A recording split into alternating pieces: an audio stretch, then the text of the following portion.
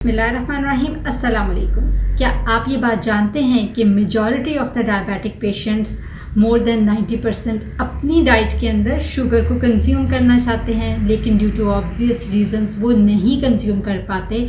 उसकी एक definite reason है कि उनकी ऑलरेडी जो ब्लड शुगर लेवल है वो बॉडी के कंट्रोल में नहीं होती 100%। इस वजह से जिस वक्त भी वो डाइट के अंदर शुगर को कंज्यूम करेंगे, अपनी डाइट के अंदर शुगर को लेंगे, तो उनकी जो ब्लड शुगर लेवल है वो स्पाइक कर जाएगी और उनको इन द लॉन्ग टर्म अगर तो ब्लड शुगर लेवल कंट्रोल नहीं होगी तो कॉम्प्लिकेशंस का बायस बनेगी। यहीं पर बात आती है फलों के हवाले से।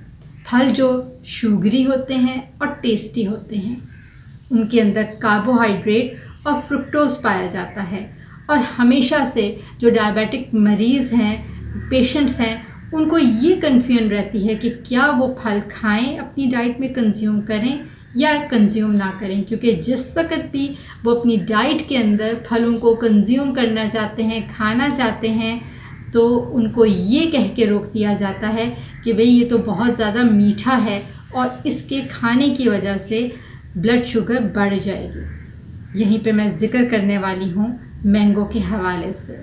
मैंगो एक ऐसा फल है जो डायबिटिक पेशेंट्स पसंद करते हैं और अपनी डाइट में लेना चाहते हैं, लेकिन उनको यही कह के रोक दिया जाता है या वो बचते फिरते हैं कि उसके अंदर शुगर कंटेंट बहुत ज़्यादा होता है। मैं डॉक्टर मरियम आहिमुनी रहमत क्लिनिक विद सिबलिंग के प्लेटफॉर्म से आज आपके साथ मैंगो के हवाले से नॉलेज शेयर करूंगी, स्पेशली डायबिटिक पेशेंट्स के लिए। वहाँ पर मैं ज़िक्र करूंगी ग्लाइसेमिक इंडेक्स के बारे में भी। इसके बेशुमार मल्टीविटामिन्स और मिनरल्स पाए जाते हैं इसके अंदर, जो हमारी हेल्थ के लिए बहुत मुफीद हैं। इसका फाइबर कंटेंट इतना ज़बरदस्त किस्म का है। मैं स्पेशली बात कर रही हूँ शुगर के मरीज़ों के हवाले से। जिस वक्त भी फाइबर कंटेंट गट में जाता है, मैदे में जाता है, आंतड़ियों में जाता है, वहाँ पर ये शुगर को अपने साथ जोड़ के रखता है, उसको तेज़ी के साथ एब्जॉर्ब नहीं होने देता, जिसकी वजह से ये ब्लड के अंदर शुगर की स्पाइक नहीं देता।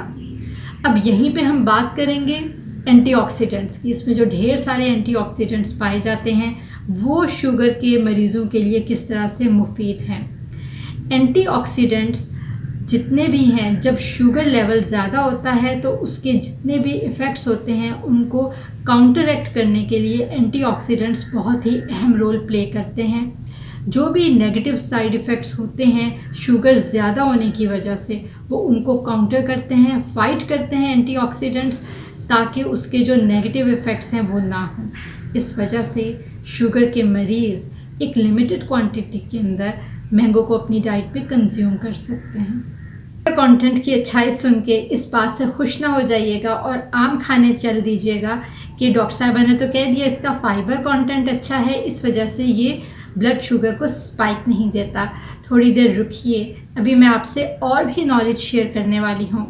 ग्लाइसेमिक इंडेक्स की यहीं पर बात करना चाहूँगी। ग्लाइसेमिक इंडेक्स एक नंबर्स होते हैं जो 0 से लेके हम 100 तक देते हैं। जितना कम होगा ग्लाइसेमिक इंडेक्स, जितना नंबर कम होगा किसी भी खाने का, उसका मतलब ये है कि वो सेफ़ है डायबिटिक पेशेंट्स के लिए, और जितना ज़्यादा ग्लाइसेमिक इंडेक्स होगा उसका मतलब ये है कि वो शुगर के मरीज़ों के लिए सेफ़ नहीं है। जैसे अगर मैं पानी की बात करूं, उसका 0 है ग्लाइसेमिक इंडेक्स, इसका मतलब ये है कि वो सेफ़ है और उसमें शुगर कंटेंट नहीं है, उसमें इतनी एबिलिटी नहीं है कि शुगर को, ब्लड शुगर को वो चेंज कर सके या उसको बढ़ा सके। उसी जगह पे मैं दूसरी तरफ बात करूँगी ग्लूकोज की या प्योर शुगर की। उसका ग्लाइसेमिक इंडेक्स 100 होता है, जिसका मतलब है कि वो एकदम से ब्लड शुगर की स्पाइक देता है हमारे ब्लड के अंदर, जिसकी वजह से शुगर के मरीज़ों को वो नहीं खाना चाहिए। अब यहाँ पर बात आती है कि ऐसा कौन सा ग्लाइसेमिक इंडेक्स है जो कि शुगर के मरीज़ों के लिए मुफीद है। तो एक जनरल रूल के तौर पर 55 से कम जिन खानों का ग्लाइसेमिक इंडेक्स होता है वो शुगर के मरीज़ों के लिए सेफ़ समझे जाते हैं, और जिनका 55 से ज़्यादा होता है ग्लाइसेमिक इंडेक्स वो सेफ़ नहीं होते, उनमें बहुत ज़्यादा एहतियात बरतने की ज़रूरत होती है। अब मैंगो का अगर जिक्र करें तो उसका ग्लाइसेमिक इंडेक्स 51 आता है। ये 55 से तो कम है, लेकिन स्टिल ये एक मॉडरेट या बॉर्डर लाइन के ऊपर आता है। सो इसके खाने में भी आपको बहुत ज़्यादा एहतियात करनी है। एक और पॉइंट मैं आपको यहाँ पे कहना चाहूँगी कि इसके अंदर प्रोटीन तो मौजूद होती है, लेकिन बहुत कम क्वांटिटी होती है। सो जिस वक्त भी आपने मैंगो को कंज्यूम करना है तो उसके साथ आपने एक अच्छी खासी क्वांटिटी वाला खाना जिसमें प्रोटीन हो वो अपनी डाइट में कंज्यूम करना है। उसके साथ में आपने ऐसा खाना जिसमें फ़ाइबर ज़्यादा हो, यानी कि सैलड्स, वो आपने अपनी डाइट में कंज्यूम करना है, ताकि जो ग्लाइसेमिक इंडेक्स 51 है मैंगो का, जो उसमें एबिलिटी है शुगर को, ब्लड शुगर को ज़्यादा करने की, उसको कम किया जाए। सो जितनी भी प्रोटीन आप डाइट में लें और फाइबर लें, जिस वक्त भी आप मैंगो खा रहे हो, तो ये दोनों एक मिक्सचर, एक कम्बिनेशन जो है, ये शुगर के मरीज़ों के लिए मुफीद है। यहाँ पर मैं शुगर के मरीज़ों के लिए एक बात से केयरफुल रहने को कहूँगी कि जैसे कि दो आइडेंटिकल ट्विंस जिनकी शक्लों की मुशाबहत होती है, वो भी एक जैसे आदात नहीं रखते। इसी तरीके से मैंगो का इस्तेमाल भी दो इंसानों के ऊपर एक जैसे असरात नहीं रखता। इस वजह से, इसके शुगरी कंटेंट की वजह से, मिठास की वजह से और इसके ग्लाइसेमिक इंडेक्स को मद्देनज़र रखते हुए मैं आपसे ये कहूँगी कि जब भी आप इसको अपनी डाइट में कंज्यूम करें, इसको लिमिटेड क्वांटिटी के अंदर करें। शुरू में आप स्टार्टिंग के तौर पर 1/4 आप कप के तौर पर इसको कंज्यूम कर सकते हैं। उसके बाद आप अपनी ब्लड शुगर को मॉनिटर करें।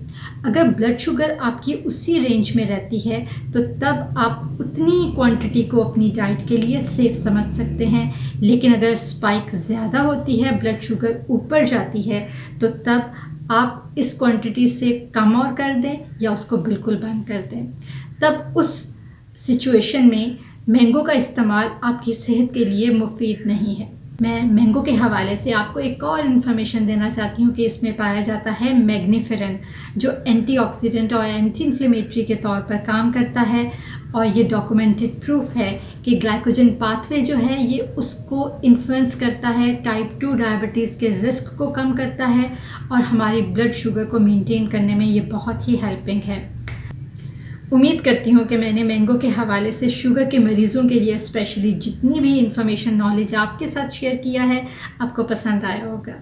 इंशाल्लाह मिलते हैं अगली वीडियो में नए टॉपिक के साथ। अल्लाह निगहबान।